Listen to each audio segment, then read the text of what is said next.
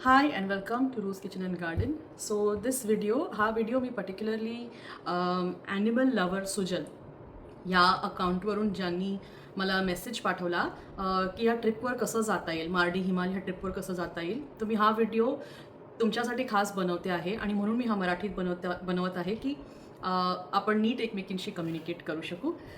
So तुम्ही म्हणाल्याप्रमाणे, तुम्ही लिहिल्याप्रमाणे तुमचा मुलगा मोठा झाला आहे आणि आता तुम्हाला ही एक जी हायकिंग किंवा ट्रेकिंगची बाजू आहे ती एक्सप्लोअर करावीशी वाटते कारण की तुमच्याकडे आता वेळ आहे.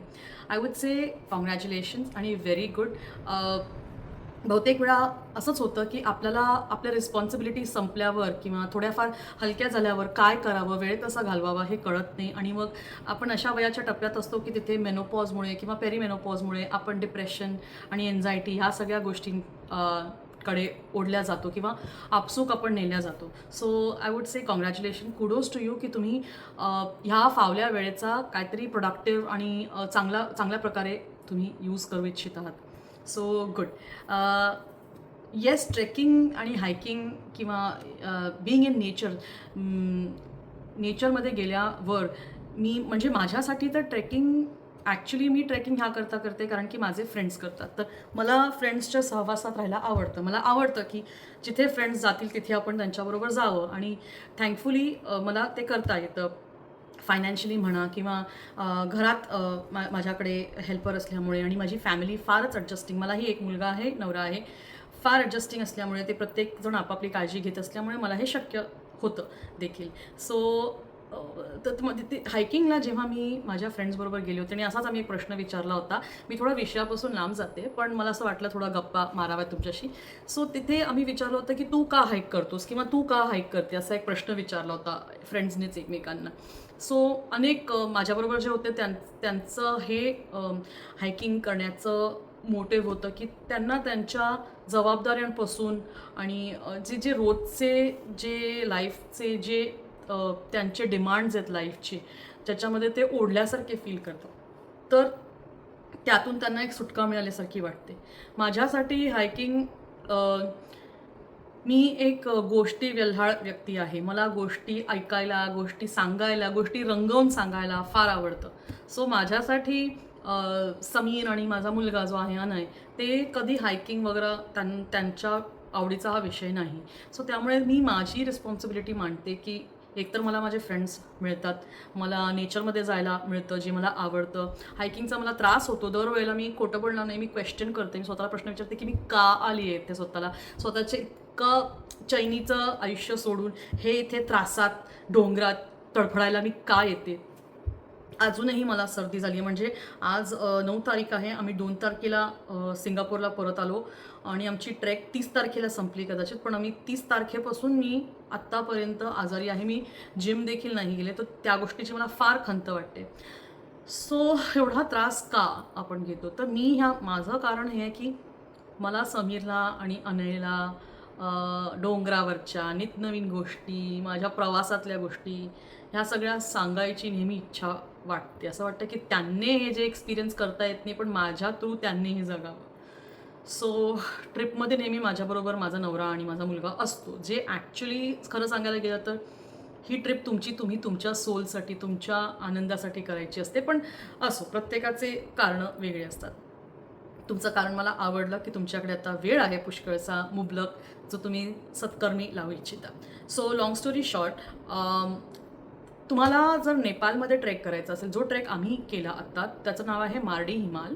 ओके, तो नेपाळमधल्या हिमालयाच्या अन्नपूर्णा जे माउंटेन रेंजेस आहेत, ज्या शृंखला आहेत माउंटेन्सच्या, त्याच्यामध्ये पडतं. ह्याच्यापूर्वी आय थिंक 2-3 वर्षापूर्वी मी एव्हरेस्ट बेस कॅम्प ट्रेक ही केला होता. तो एव्हरेस्ट रिजनमध्ये त्या भागात पडतो. सो मार्डी हिमाल हे जवळपास 4 ते 5 दिवसात तुम्ही इझिली हा ट्रेक करू शकता. लोक म्हणतात की हा ट्रेक बिगनर्ससाठी आहे, पण तो डिपेंड करतो जर तुम्ही त्याला चांगल्या भरपूर दिवसात केलं तर, लाईक 4 ते 5 दिवसात केलं तर. माझ्यासारखं 3-4 दिवसात करायचा प्रयत्न केला तर तो कठीण पडतो. फिटनेस लेवल असावी लागते. हो, मी म्हणणार नाही की हा ट्रेक असा गार्डनमध्ये चालल्यासारखा आहे, नाही, हा ट्रेक गार्डनसारखा आहे. इथे जंगल आहे, डोंगर आहे, बर्फ आहे, सगळं आहे, पण it's not a walk in the park. थोडा टफ आहे हा ट्रेक. त्यासाठी तुम्हाला जिममध्ये जाऊन थोडे लेगचे मसल्स बनवण्यामध्ये आणि शोल्डरचे मसल्स, कारण तुम्ही तुमची बॅग उचलतात, भले तुमच्याकडे पोर्टर असला तरी थोडाफार प्रमाणात तुम्ही तुमची बॅग उचलताच. सो आणि जॅकेट्स वगैरे घालतात, तर सवय नसले की ते खांदे दुखतात. तर थोडाफार खांद्यांचा व्यायाम, चालण्याची सवय आणि पायांचा व्यायाम, जॉगिंगची सवय असेल, म्हणजे तुम्ही जर 30 मिनिटात 5 किलोमीटर जॉग करू शकला, धावू शकला, तर तुम्ही फिट आहात. पण जर का तुम्ही हे नाही करू शकत, तर ह्याचा अर्थ हा नाही आहे की तुम्ही नाही जायचं. प्लीज असं करू नका. एव्हरेस्ट बेस कॅम्पच्या वेळेला मी मुळीच फिट नव्हते. वरून माझा हात ब्लेंडरमध्ये आल्यामुळे सर्जरी वगैरे झाली होती, त्यामुळे मला वर्कआउट बंद होता. पण तरी डोंगराचा एक नियम आहे, एक श्वास एक पाऊल, वन ब्रेथ वन स्टेप. ह्या प्रिन्सिपलने तुम्ही देखील डोंगर चढू शकता. So it's not difficult. फक्त स्वतःला नीट प्रोटेक्ट करा आणि ते सगळं कवर करा. ते एक प्रोटेक्शन काय घालायचं काय नाही हे मी ह्याच्यावर एक ब्लॉग बनवणार आहे. कधी बनवणार आहे माझी सॉरी तब्येत थोडी ठीक नाही आहे, पण आय थिंक आज उद्यापर्यंत मलाही तो ब्लॉग बनवायचा खूप मन करतं आहे. Because I want people to know की कसं डोंगरात ट्रॅव्हल करावं, कारण प्रोटेक्ट नाही केलं स्वतःला तर माझ्यासारखी गत होऊ शकते. सो हां, आता नेपाळ ऐवजी जर तुम्हाला नेपाळ आपण कव्हर करूच, पण इंडियामध्ये देखील माझ्या भरपूर मित्रमैत्रिणी अशा आहेत जे ट्रेकिंग करतात, जे उत्तरांचल वगैरेमध्ये जाऊन करतात. तर इंडिया हाईक्स नावाची इंडियामधली कंपनी आहे जी तुम्हाला हायकिंग ट्रेकिंग करवते. तुमच्याकडे लोक नसले, 3-4 मैत्रिणींचा घोळका नसला तरी तुम्ही ॲज अ सोलो पर्सन त्यांच्याबरोबर जाऊ शकता आणि तुमच्याच ट्रेकवर जाणारे तुमच्यासारखेच भरपूर लोक आहेत, तर त्यांचा तुम्ही ग्रुप जॉईन करू शकता. इंडिया हाईक्स हे तुम्ही गुगल केलं तर तुम्हाला त्यांचे कॉन्टॅक्ट नंबर आणि त्यांचे वेगवेगळे ट्रेक्स आणि डेस्टिनेशन्स आणि त्यांच्या किमती तुम्हाला कळतील. आता नेपाळला येऊया. सो मी ज्या टूर कंपनीबरोबर जाते त्यांचं नाव आहे सल्ली ट्रेकिंग. त्यांचा कॉन्टॅक्ट नंबर मी स्क्रीनवर देईन आणि बराच वेळ देईन आणि डिस्क्रिप्शनमध्ये पण देईन, म्हणजे तुम्ही आरामात त्यांचा नंबर कॉपी करून त्यांना व्हॉट्सॲप करू शकता.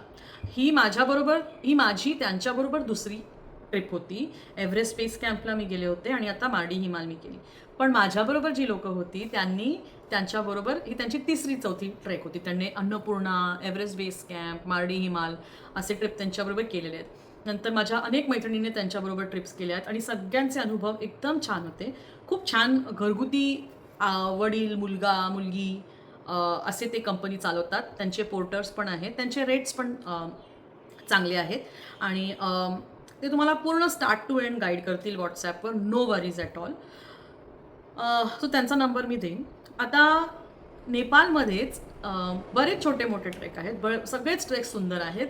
इनफॅक्ट मी आता काही ट्रेक्स स्वतः बघते पुन्हा जाण्यासाठी. सो हां, तुम्हाला जर तिथे एक विष्णूचं टेम्पल पण आहे लोअर मस्टँग व्हॅलीमध्ये. मुक्तेश्वरचं एक देऊळ आहे. आय थिंक तो ट्रेक पण एक इझी ट्रेक आहे. गाडी फार डिस्टन्सपर्यंत जाते आणि मग नंतर तुम्ही थोडं तिथे आय थिंक 2 ते 3 तासांचं ट्रेक आहे. Lower Mustang valley Muktinath trek म्हणतात त्याला, कदाचित मुक्तेश्वर ट्रेक असं काहीतरी म्हणतात त्याला. विष्णूंचं देऊळ आहे, तुम्ही तेही गुगल केलं तर तुम्हाला मिळेल. सो एनिवेज कुठून तरी सुरुवात करण्याची इच्छा होणं हेच एक पहिलं पाऊल आहे अँड आय एम प्राऊड की तुम्ही ते पाऊल उचलण्याचं ठरवलं आहे. सो इंडियामध्ये तुम्ही इंडिया हाईक्स ह्या ट्रेकिंग कंपनीशी कॉन्टॅक्ट करू शकता आणि नेपाळसाठी सल्ली ट्रेकिंग तुम्ही यांना कॉन्टॅक्ट करू शकता. मी तुम्हाला नंबर देईन. आय होप की हा व्हिडिओ तुम्हाला पुरेशी माहिती देईल and thank you so much for सबस्क्रायबिंग, liking आणि कॉमेंट केल्याबद्दल. अजून काही तुमचे प्रश्न असतील तर नक्की विचारा. So this was for animal lover Sujal. Thank you so much for watching. Bye.